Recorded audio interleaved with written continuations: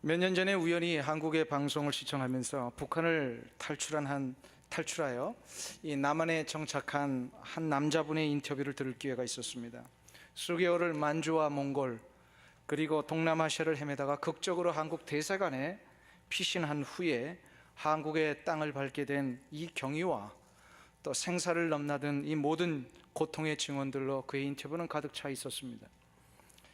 안전한 장소에서 한국에 온 이후에 안전한 장소에서 교육을 받고 먹는 것과 마시는 것을 보장받는 이 생활을 해서인지 그날 그의 인터뷰했던 외모와 말투는 꽤 편안해 보였습니다. 그러나 한 가지 이상했던 것은 그렇게 애를 쓰면서 편안하고 여유 있는 모습을 보여주려 했지만 그의 얼굴에는 은연중에 수심과 두려움이 이게 가득 찰 수밖에 없었다는 점입니다. 왜 그러했을까요? 편안하게 먹고 잘 살 수 있는 환경과 여건이 주어졌음에도 불구하고 왜 그의 얼굴에는 수심이 지워지지 않았던 것일까? 그때 제가 한번 생각해 봤습니다. 혹시 나의 선입견 때문에 의뢰의 새로운 곳에 정착하는 사람들에게 나타나는 두려움으로 인하여서 그를 그렇게 본 것은 아닐까라는 생각도 해보았지만 분명히 그 상황에서는 객관적으로 그는 수심이 가득했습니다. 제 판단과 느낌이 틀리지 않았다는 것을 저는 수년 후에야 확인할 수 있었습니다. 바로 작년입니다. 그 남자분이 이 우리 미주 사회에 있는 한인 교회에 초대되어 간증을 하게 되었는데 그때 그의 얼굴에는 제가 그때 전에 보았던 그런 수심과 두려움을 전혀 찾아볼 수가 없었습니다. 오히려 자신감이 있었고 확신에 찬 얼굴로 그는 간증을 하며 단위에서 외치고 있었습니다. 왜 그랬을까요? 무엇이 저분을 그렇게 달라지도록 하게 만든 것일까요? 제가 그날 들은 간증의 내용을 통해서 알 수 있었습니다. 바로 그 안에 찾아오신 예수 그리스도 때문이었어요. 예수를 몰랐을 때는 그가 추구했던 것은 바로 편안함이었습니다. 잘 먹고 잘 입으면, 그래서 안락한 환경에서 자유를 누리는 것, 이것이 그의 인생의 최고의 목표였습니다. 이것을 이루기 위해 그는 생사를 걸고 그렇게도 탈출해서 남한까지 오게 된 것입니다. 그러나 그렇게 얻은 편안함과 자유였지만 여전히 그는 이유를 알 수 없는 자기 내면의 두려움과 불안을 해결할 길이 없었다는 것입니다. 그러다가 남한에서 우연히 자기 인생에 한 번도 들어보지 못한 그런 한 이름을 듣기를 시작을 했습니다. 바로 예수라는 이름이에요. 그 예수라는 이름을 전하여 준 그 사람의 얼굴을 늘 볼 때마다 어떻게 저분은 저렇게 얼굴이 맑을 수 있을까? 어떻게 저분은 저렇게 평안한 생활을 할 수 있을까? 라는 이런 의구심이 있었답니다. 그래서 물어봤답니다. 어떻게 당신에는 그렇게 얼굴이 편안합니까? 그리고 어떻게 이렇게 늘 평안에 말을 할 수 있습니까? 이때 그분이 얘기를 하더래요. 내 안에 계신 예수님 때문입니다. 그래서 이 탈북하신 이분이 그러면 나도 그분을 좀 만날 수 있도록 해주세요. 그래서 그렇게 해가지고 이분이 예수를 자신의 인격 속에 영접하기를 시작을 했습니다. 그의 간증하는 그날의 모습을 보면서 저는 수년 전에 보았던 그의 모습과 변화된 이후에 그 간증하는 모습에서 바로 한 가지 차이점을 알게 되었습니다. 수년 전에 그의 모습은 편안함이었지만 간증할 때 그의 모습은 평안함이었습니다.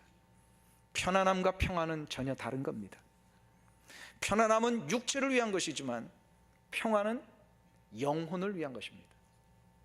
아무리 육체가 편안해도 그의 영혼이 편안해지지 않으면 그의 편안함은 일시적인 것이요 곧 없어질 편안함입니다.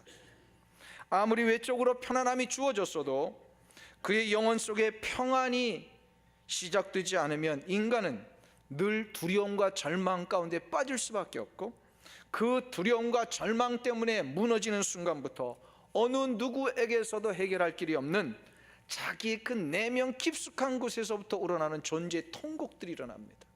통곡. 그렇기 때문에 인간은 편안함을 넘어서 평안을 누려야 합니다. 평안은 인간의 내면 속에 잠재되어 있는 절망을 해결할 때만 가능합니다. 인간의 내면의 절망은 죄에서부터 온 겁니다. 죄는 우리 인간을 늘 피곤하게 만듭니다. 죄는 우리로 하여금 영혼의 문제가 아니라 육체의 문제에만 관심을 갖게 합니다. 육체적으로 감각적인 달콤한 것에 빠지게 합니다. 그러면 그럴수록 더 깊은 절망의 수렁에 빠질 수밖에 없습니다. 이것을 해결하는 것은 인간의 절망을 근본적으로 해결해 주신 우리 주 예수 그리스도께서 내 안에 들어오셔야만 됩니다. 예수 그리스도께서 내 안에 들어오실 때 예수는 나의 안에 있는 이 절망의 끈을 단숨에 끊어버리십니다. 그리고 예수 그리스도께서 만들어 놓으신 새로운 생명의 끈으로 우리를 붙잡아 매십니다. 이때 우리는 생명의 주인 되신 예수 그리스도로부터 참된 기쁨과 평안, 감사와 소망을 회복할 수 있게 되는 것입니다. 지금부터 2000년 전 예수님이 태어나셨던 베들레헴에는 사악한 유대 왕 헤롯이 무고한 어린아이들을 죽이는 엄청난 살인극이 벌어지고 있었습니다. 동방에서 찾아온 박사들이 전해준 유대인의 왕이 태어났다는 이 소식 앞에 가뜩이나 자신의 자리에 불안해했던 헤롯은 자기의 권좌를 지켜내기 위하여 불특정 다수인 2살 아래에 있는 모든 어린아이들을 자기의 부하들을 시켜서 죽이게 했습니다. 그날 밤 베들레헴의 곳곳에는 수없는 어머니들의 통곡 소리가 하늘을 찌르는 듯 했습니다. 이 부분에 대하여 마태복음의 저자인 마태는 예레미야 선지자의 예언을 인용하여 그 예언이 오늘 밤에 이루어진 것이다 라고 하면서 오늘 본문 마태복음 2장 18절에서 이렇게 기록하고 있습니다. 우리 마태복음 2장 18절을 같이 보겠습니다. 2장 18절 같이 읽습니다. 라마에서 슬퍼하며 크게 통곡하는 소리가 들리니 라헬이 그 자식을 위하여 애곡하는 것이라. 그가 자식이 없으므로 위로받기를 거절하였도다. 아멘. 여기 보세요. 이 말씀은 원래 예레미야 31장 15절의 말씀을 인용한 것입니다. 예레미야 선지자는 스바냐, 하박국, 다니엘, 에스겔 같은 그런 선지자들과 동시대에 활동했던 선지자입니다. BC 722년에 기원전 722년에 북왕조 이스라엘이 멸망했듯이 이제 곧 남왕조 유다도 멸망하게 될 것이니 순수히 항복하라는 이 권면을 주저없이 그의 평생 동안 외치고 다녔습니다. 그러니 한번 생각해 보세요. 이런 권면을 좋아할 사람이 있습니까? 나라가 망하니 정신 차려라. 이거 한두 번이죠. 이런 얘기도 맨날 그 얘기 해본다고 생각하세요. 그래서 예레미야는요 동족들에게 굉장히 오해를 많이 받았고요, 핍박을 받았습니다. 그런 싫은 소리 좀 하지 말라는 거예요. 그러나 예레미야가 남왕조 유다의 멸망을 예언하고 순수히 항복하라고 권면한 까닭은 정치적인 군사적인 차원에서 저 이제 바벨론에 항복하라 그 뜻이 아니었습니다. 하나님께서 하나님 앞에 범죄한 이스라엘 백성들을 바벨론의 포로로 잡혀가게 하시는 것은 바로 죄에 대한 심판을 위하여 드신 매라는 거예요. 그러니까 바벨론에게 항복하라고 하는 얘기가 아니라 하나님 앞에 항복하라는 얘기였어요. 영적으로 깨어있지 못하니까 이 메시지 자체를 이해를 못한 거예요. 모든 이스라엘 백성들이. 한번 생각해 보세요. 영적으로 깨닫지 못하고 영적인 메시지가 무엇인지를 모른 채 그냥 자꾸 바벨론의 포로로 잡혀가는 거 이거 인정하고 항복하라 하니까 저거 매국노 아니냐 라고 하는 이 외침, 마치 제가 말이에요 강단에서 매 주일마다 일주일 만에 본 여러분의 이 귀한 얼굴들을 향하여서 이 죄인들아 하면서 막 책망만 하고요, 여러분들의 그 죄 때문에 일주일 벌 받을 겁니다. 맨날 주일 설교 이것만 한다면 여러분들 아마 이 자리에 남아있을 분 아무도 없을 것 같아요. 그러니 그럼에도 불구하고 이렇게 책망을 해야 하는 예레미야의 심정이 얼마나 힘들었겠습니까? 그러니까 예레미야가요 이스라엘 백성들에게 이것을 외치면서 자기는 울면서 외쳤어요. 너무너무 힘드니까. 실은 하기 싫은 얘기잖아요. 그럼에도 불구하고 이것을 외쳐야 되니까 자기는 울면서 하나님이 하라고 하시니까 그걸 외칠 거예요. 그런데 그래서 우리가 그 구약의 예레미야 선지자를 그래서 눈물의 선지자라고 얘기를 하지 않습니까? 그런데 이렇게 눈물로 평생을 이 정말로 책망과 심판을 외쳤던 예레미야 선지자가 한평생 하다가 자신의 사역이 마감될 즈음 돼서 하나님이 새로운 메시지를 그의 입속에 넣어주십니다. 예레미야, 이제 됐다. 이제는 이 말을 선포하라 하면서 새로운 메시지를 전해주십니다. 그게 바로 예레미야 29장에서부터 33장에 나오는 얘기예요. 그 이전까지 나왔던 이 무드와는 전혀 반대되는 밝고 소망에 찬 회복의 메시지가 29장에서부터 33장까지 예레미야에서 이제 기록이 되고 그것이 선포되었습니다. 앞으로 이스라엘이 비록 하나님 앞에 범죄한 것 때문에 매를 맞아 바벨론의 포로로 잡혀가지만, 바벨론의 포로로 잡혀가서 완전히 멸망당하는 것이 아니라 70년이 지난 다음에 너희들이 반드시 회복되어 돌아올 것이다 라고 하는 메시지를 예레미야 선지자 사역 말년에 그걸 확전하게 하셨어요. 그러니까 얼마나 기분 좋습니까? 예레미야도 기분 좋고 이것을 듣는 이스라엘 백성들도 기분 좋고, 이 회복과 소망의 메시지를 가지고 자꾸 용기를 주셨어요. 이 회복에 대한 예언의 메시지 중에서 대표적인 구절로 마태가 인용한 것이 예레미야 31장 15절입니다. 우리 예레미야를 한번 찾아보실까요?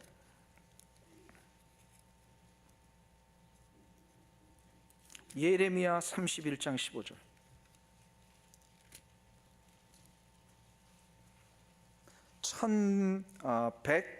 1101페이지에 있습니다. 1101페이지.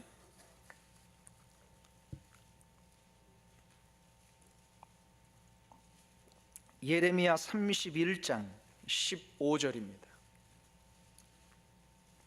이 말씀이 바로 예레미야가 말년에 받은 회복의 메시지의 대표적인 구절이라는 거예요. 그거를 마태복음 2장에서 인용을 하고 있습니다. 같이 읽겠습니다. 나 여호와가 이같이 말하노라. 라마에서 슬퍼하며 통곡하는 소리가 들리니 라헬이 그 자식을 위하여 애곡하는 것이라. 그가 자식이 없으므로 위로받기를 거절하는도다. 한번 보세요. 하나님께서 지금 예레미야로 하여금 이스라엘이 하나님 앞에 하나님 앞에 받은 심판 때문에 곧 멸망하여 바벨론의 포로로 잡혀가게 되는 이 절망과 통곡의 상황을 오늘 15절에 보니까 라헬이 우는 것처럼 의인화시켜서 예언케 한 겁니다.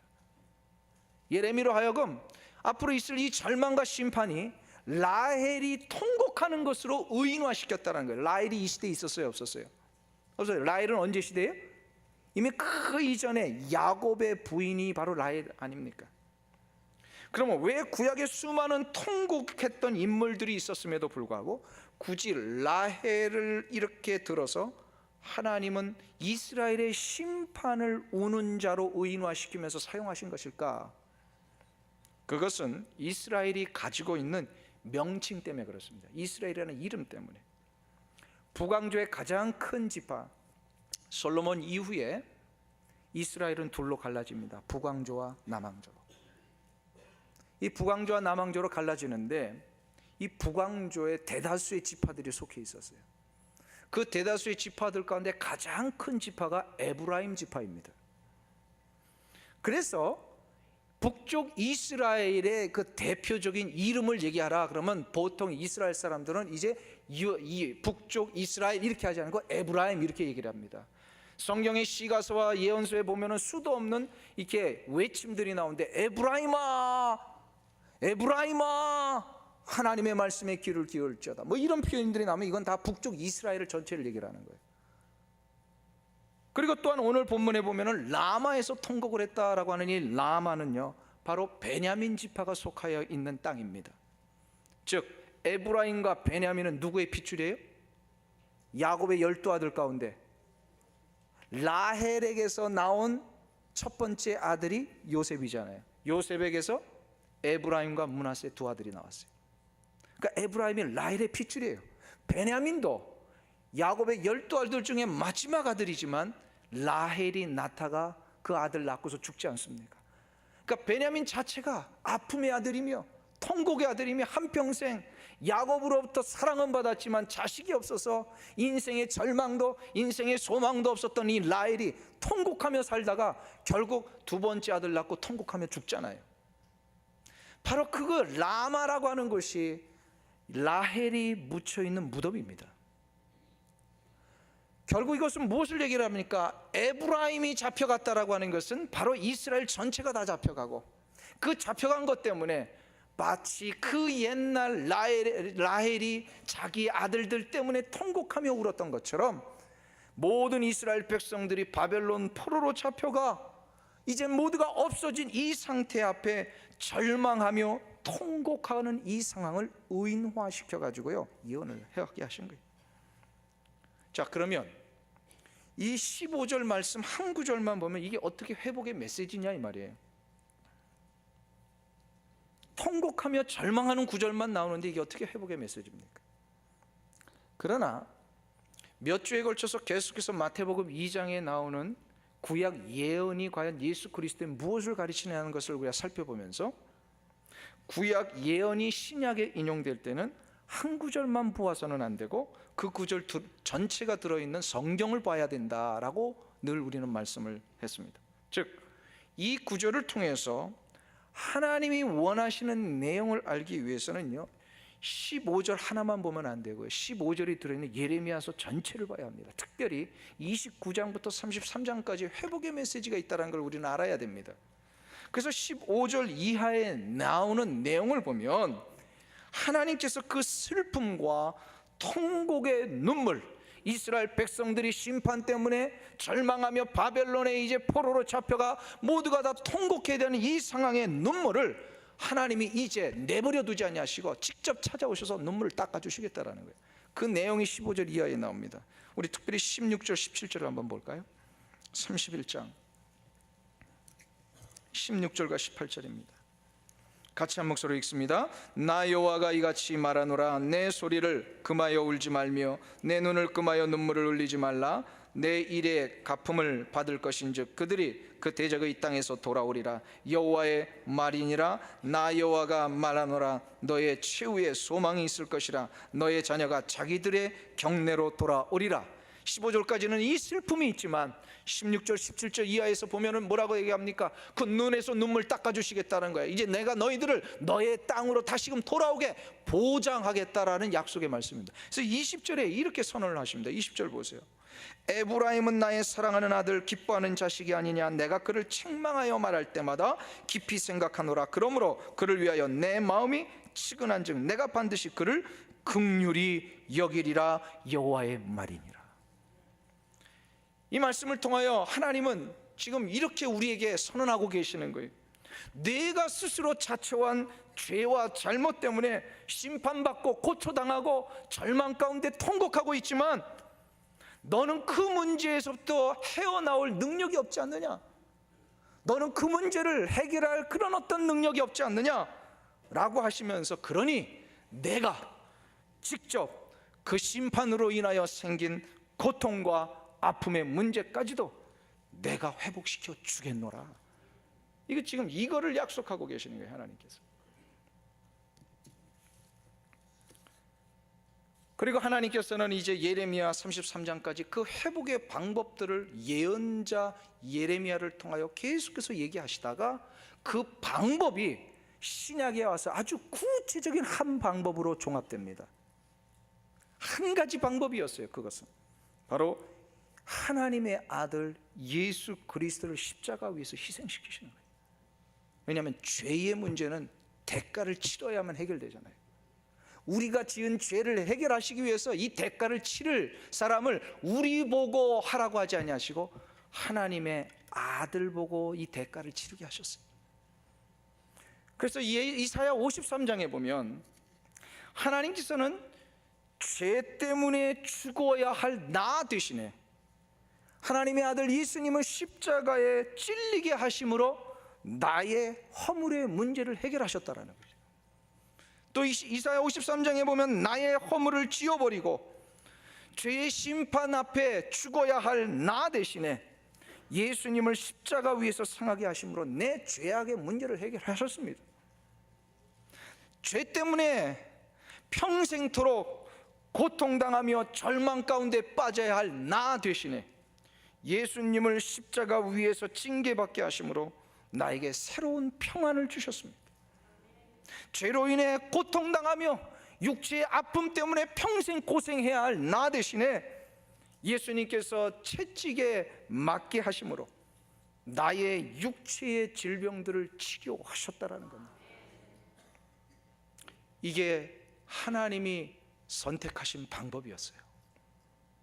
그래서 이 예수를 믿기만 하면, 이 예수 그리스도를 나의 구주로 영접하기만 하면 그 누구든지 간에, 그가 과거에 어떠한 일을 했든지 간에, 그리고 지금 어떠한 절망과 고통 가운데 빠져 있든지 간에 그는 이 놀라운 회복과 자유를 얻을 수 있습니다.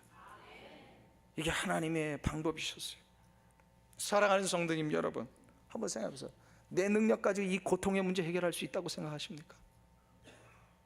내가 어떤 방법을 사용해야 이 절망과 아픔, 어느 누구에게도 해결할 수 없는 나의 인생의 외로움, 그 옛날 누군가에서부터도 받았는지도 모르는 그 나만이 갖고 있는 이 엄청난 상처들, 나보다 조금 잘 되는 사람 보면 막 시기와 질투가 일어나는 이 열등감과 죄악의 문제들, 이 문제를 내가 스스로 해결할 수 있다고 생각하세요? 상담자 찾아간다고 해결할 수 있다고 생각하세요?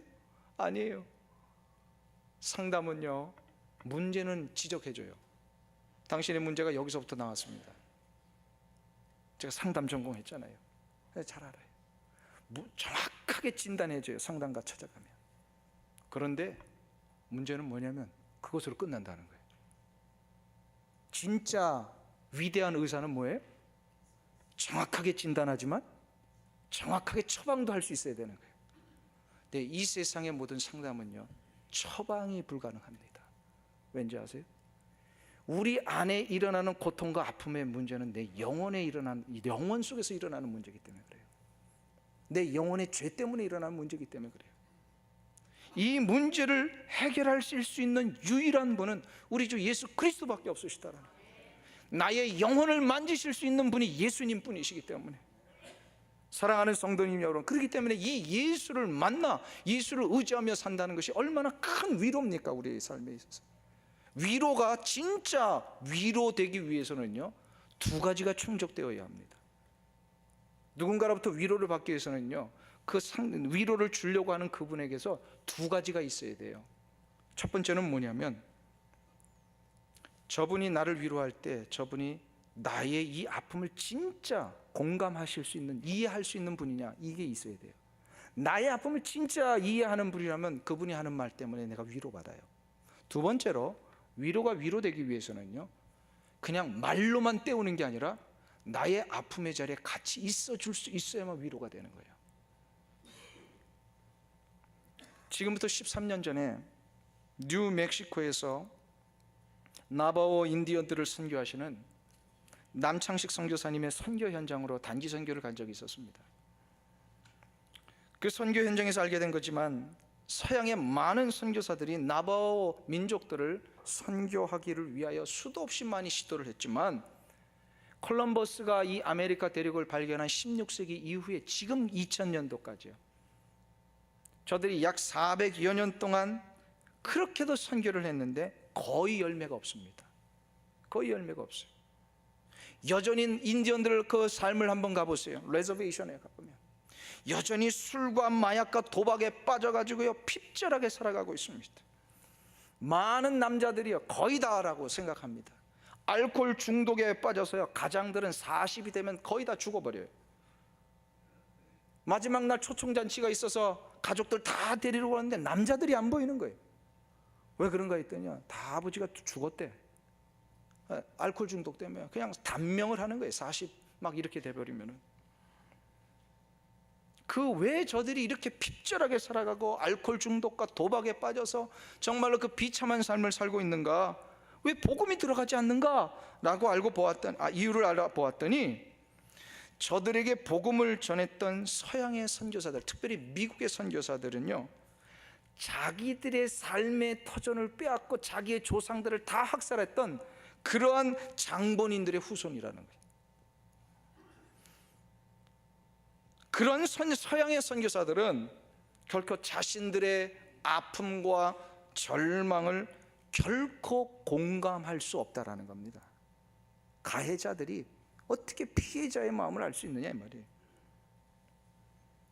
그래서 400년이 지났는데 전혀 인디언들은 복음화가 되지 않습니다 지금. 그런데 10수년 전부터 한국의 선교사가, 남창식 선교사님이 그 현장에 들어가서 복음을 전하는데 너무 막 급속도로 복음이 전파되기를 시작을 한 거예요. 그 이상하다, 어떻게 이렇게 복음이 전파. 나중에 이유를 알아보니까 이 나바오 인디언들이요 그러더래요. 당신은 우리하고 얼굴이 비슷하지 않느냐 이 말이에요. 그러면서 이 남창식 선교사님이 가서 복음을 전하시는데 어떤 얘기를 하셨냐면, 당신들의 아픔을 우리는 이해합니다. 왜냐하면 우리 한민족도 5,000년의 역사를 가지고 있지만 단 한 차례도 왜 다른 나라를 정복하거나 침범한 적이 없고, 우리도 다 외세의 침략만을 받았습니다. 그래서 우리 민족에게 있는 것이 한입니다, 이 얘기를 해준 거예요. 한이 있고 상처가 있고 아픔이 있다는 얘기 앞에 이들의 마음이 확 열렸어요. 아, 저분은 우리의 아픔을 이해할 수 있는 분이구나. 여기서부터 위로가 시작이 되었다라는 거예요. 위로가 시작이 되니까 이 선교사님이 전하시는 이 복음 앞에 마음을 열고 이들이 복음을 막 받아들여요. 그 선교사님들이, 한국 선교사님들이 가 있는 곳으로 한번 인디언들 선교지 가보세요. 막 교회들이 세워집니다.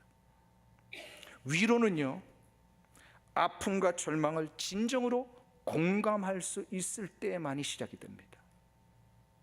또한 두 번째로, 위로는요, 아픔과 절망의 자리에 진짜 함께 있어줄 때 일어나는 거예요. 저희 선친께서는 1988년도에 서울 올림픽이 한국에서 이루어졌던 그 더운 여름에 34년간의 목회 생활을 뒤로한 채 지병으로 하나님 앞에 소천하셨습니다. 당시만 해도 한국에서 장례를 치르기 위해서는요, 미국과는 달리 상주들은, 제가 이제 형님과 함께 상주 노력을 했는데, 상주들은 밤을 새워야 되고요, 조문객들을 밤새도록 맞이해야 했습니다. 그렇기 때문에 2박 3일 동안 이 3일장이 이루어지는 그 시간에요, 잠을 잘 수도 먹을 수도 없는 그런 꼬박 그 자리를 지켜야 되는 피곤함이 실은 한국 장례의 절차였습니다. 그 당시만 해도. 지금은 뭐 병원에서 그걸 다 해준다고 그러더라고요. 그러니 저에게는 이 장례가 굉장히 힘든 장례였습니다. 그럼에도 불구하고 이 육체적으로 피곤함보다 더 힘든 것이 저에게 있었어요. 바로 사랑하는 아버님을 먼저 떠나보내야 한다는 이 슬픔과 외로움이었습니다.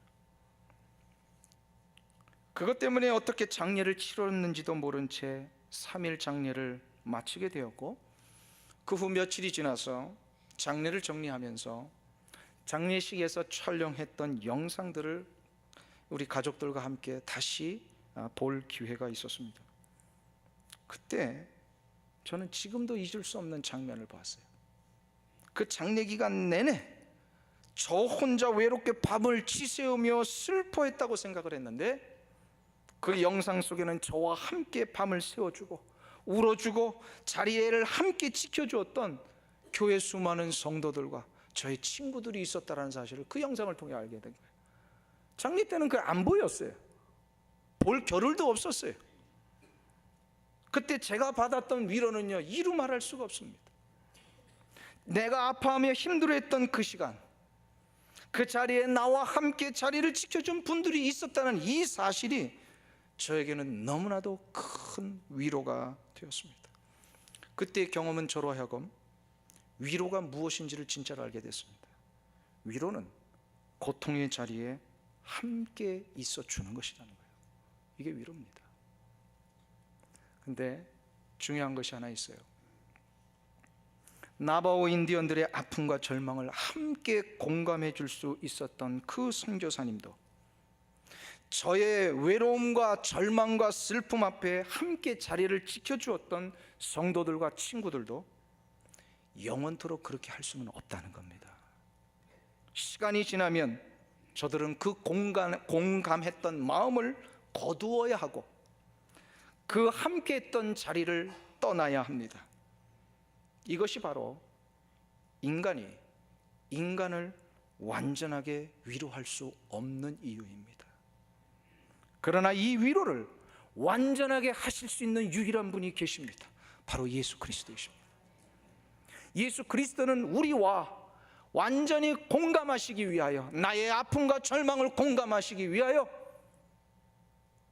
하나님의 아들이셨지만, 하나님의 아들이 우리가 똑같은 육체를 입고 이 땅에 오셨다라는 거예요. 십자가에서 받으신 그 고난, 33년 동안 당하신 모든 멸시와 이 모든 그 사람들로부터의 비난은요, 그냥 예수님이시기 때문에 아무렇지도 않게 툭툭 털고 일어나실 수 있는 게 아니에요. 우리처럼 똑같이 상처받으실 수밖에 없고, 우리와 똑같이 아픔의 고통 가운데 호소하실 수밖에 없었어요. 육체의 몸으로 오셨기 때문에. 그러니까 얼마나 힘드셨으면 엘리 엘리 라마 사박다니 그러면서 하나님 앞에 이 모든 것들을 의존하지 않으십니까? 왜요? 공감하기 위하여 오신 겁니다. 그런데 예수 그리스도는 그 십자가에서 우리를 완전히 공감하셨을 뿐만 아니라 부활 후에 승천하시고 나서 여전히 지금 우리와 함께하고 계십니다. 바로 예수님은 승천하셨지만 예수님의 영이신 성령을 우리 가운데 보내주심으로 지금 이 시간 이 자리에 나와 함께 자리하고 계십니다. 이 자리만 함께 하십니까? 나 혼자 외로워하는 그 자리도 함께 하시고, 상처받아서 어쩔 바를 몰라서 막 헤매고 있는 그 상황에서도 여전히 우리 주님은 나와 함께 하고 계십니다. 우리의 아픔을 완전하게 공감하시는 분이요, 우리의 아픔의 자리를 결코 떠나지 않으시고 영원토록 함께 하실 수 있는 유일한 분, 바로 예수 그리스도. 그렇기 때문에 예수님만이 우리의 유일한 위로자가 되는 줄 믿습니다. 이것이 마태복음 2장 18절에서 예레미야 31장 15절을 예수님의 탄생 이야기 가운데 인용한 이유입니다. 우리의 아픔과 통곡의 문제를 해결하시기 위해 예수님이 이 땅에 오셨다라는 거예요. 헤롯 시대에 무고히 죽어간 어린아이들 때문에 그 통곡이 하늘을 찌를 듯했던 이 현장, 눈물의 현장처럼 여전히 이 시대를 살고 있는 우리의 삶의 현장에는 내 스스로 해결할 수 없는 고통과 아픔의 문제 때문에 얼마나 통곡하며 우는 사람들이 많이 있는지 모릅니다. 사랑하는 성도님 여러분, 혹시 여러분들도 그 통곡 가운데 지금 앉아 계십니까? 내면의 아픔과 상처 때문에, 깨어진 가정의 문제 때문에 도저히 나는 이 문제를 해결할 길이 없습니다 하며 통곡하고 계시는 것은 아닙니까? 믿었던 사람으로부터 받은 배신 때문에, 그 말할 수 없는 상처 때문에 이제는 꿈도 잃어버리고 의욕도 잃어버린 채 인생의 바닥에 주저앉아 목 놓아 통곡하고 있는 분이 혹시 계시다면, 여러분들, 문제 해결할 길이 있습니다. 문제 해결의 길은 예수 그리스도에게로 나아가는 겁니다. 이 모든 문제 있잖아요, 이거는요, 표면적으로 드러난 환경과 조건만 해결한다고 이게 해결되지 않습니다. 이 모든 통곡의 문제는 우리의 영혼 속에 새로운 평안이 시작이 되어야 합니다. 그 평안은 오직 예수 그리스도만이 주실 수 있어요. 주님이 말씀하셨습니다. 평안을 너희에게 끼치노니, 편안함을 주신다 얘기하지 아니하시고 평안을 주신다 얘기를 하셨습니다.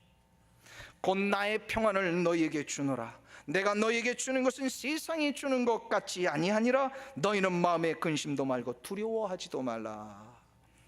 할렐루야. 세상은 혹 편안함을 줄 수 있는지는 모르겠습니다. 그러나 그것으로는 우리의 문제가 해결되지 않습니다. 우리의 내면 속에 울려 나오는 이 통곡은 오직 예수 그리스도께서 내 영혼의 평안을 주셔야 합니다. 그렇기 때문에 우리는 예수 믿은 이후에도 계속해서 예수 그리스도의 평안의 능력 앞에 우리는 날마다 나아가야 합니다. 히브리서 기자가 이렇게 얘기를 합니다. 우리에게 있는 대제사장 예수 그리스도는 우리의 연약함을 체휼하지 아니하는 자가 아니요 모든 일에 우리와 한결같이 시험을 받은 자로되 죄는 없으시니라. 체휼이 뭡니까? 몸소 함께 느끼신다는 거예요. 예수님은 우리의 고통을 몸소 함께 느껴주시는 유일한 분이십니다. 남편 믿지 마세요. 남편도요 절대로 모릅니다. 절대로. 예수님만이 완벽하게 이해하실 수 있어요. 그렇기 때문에 이 예수 그리스도의 은혜의 보좌 앞에 우리는 날마다 나아가야 합니다. 이 결단과 이 확신으로 이 한 주간을 승리하시기를 간절히 주님의 이름으로 축원합니다. 우리 기쁨으로 찬양 565장 같이 부르겠습니다. 주 품에 품으소서. 우리 주님의 품에 거하는 것만이 다시금 일어날 수 있는 유일한 능력입니다. 우리 앞에 있는 이 빨간 찬송가 565장 주 품에 품으소서 같이 부르겠습니다.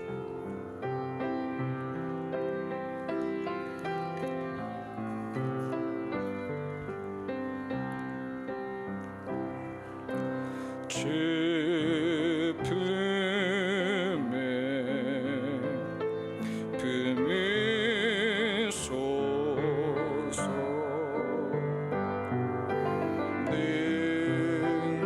능력에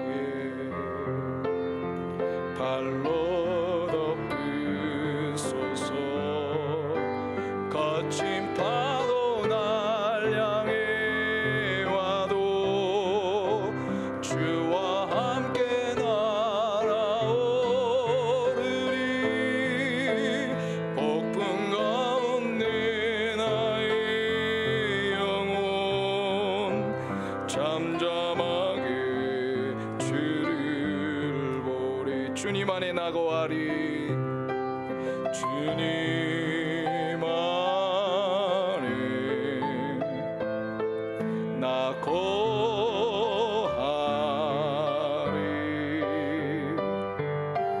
주 능력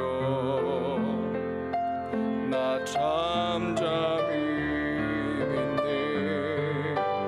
거친 파도 날 향해 와도 주와 함께 날아오르리. 폭풍과 영혼 잠잠하게 주를. 거친 파도 날 향해 와도 거친 파도 날 향해 와도 주와 함께 날아오르리.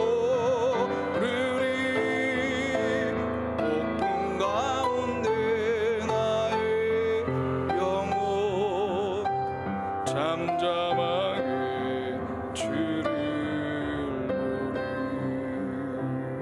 보리. 이 시간 우리 한번 결단하며 기도하며 나가겠습니다. 우리 한번 하나님 앞에 우리의 마음을 모아 기도하기를 원합니다. 기도하실 때에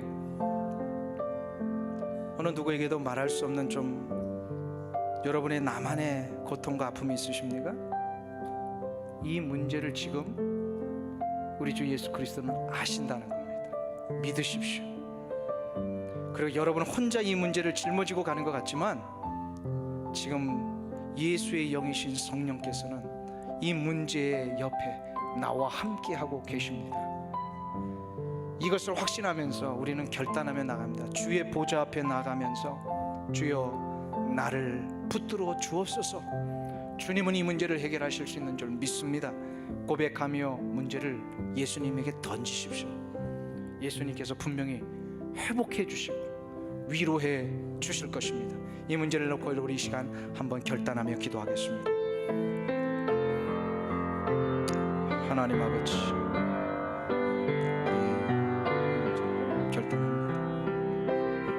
이들의 문제 내 힘으로 도저히 할 수가 없습니다. 하나님의 해결할 길이 없습니다. 주여 도와주시옵소서. 이 교회가 하나님의 거룩한 뜻 가운데 쓰임받는 힘, 하나님의 나아가의 모든 사역의 방 주의 거룩하신 뜻 가운데 막힙니다. 주님이여 인도해 주시옵소서. 하나님의 거룩하신 주님 도와주시옵소서. 아버지 하나님의 거룩하신 은혜의 역사를 붙들어 주시고 날마다 승리하며 달려갈 수 있도록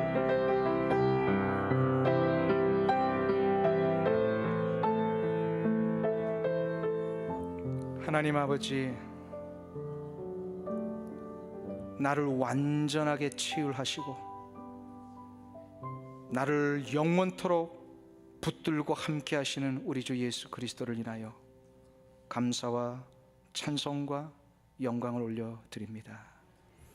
하나님, 우리 자녀의 문제는 도저히 내 힘으로 해결할 길이 없습니다. 주여 도와주시옵소서. 아무리 수십 년을 이 미국 땅에 살아와도 이 문제만큼은 내가 해결할 길이 없사오니 주여 이 문제를 아시지요. 도와주시옵소서.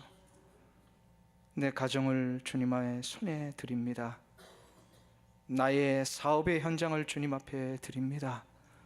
우리 교회에 나아갈 방향과 우리 교회가 해야 할 모든 사명과 사역들을 하나님 앞에 드립니다. 주여 인도해 주시옵소서. 아버지의 그 놀라우신 거룩한 은혜의 손길을 다시금 회복시키시사 하나님의 영광의 도구가 되게 하여 주옵시고, 이것으로 인하여 우리는 날마다 위로함을 얻으며 날마다 확신 가운데 승리하며 나가는 우리 모든 주의 백성들 되게 하여 주시옵소서. 예수님의 이름으로 기도하옵나이다. 아멘.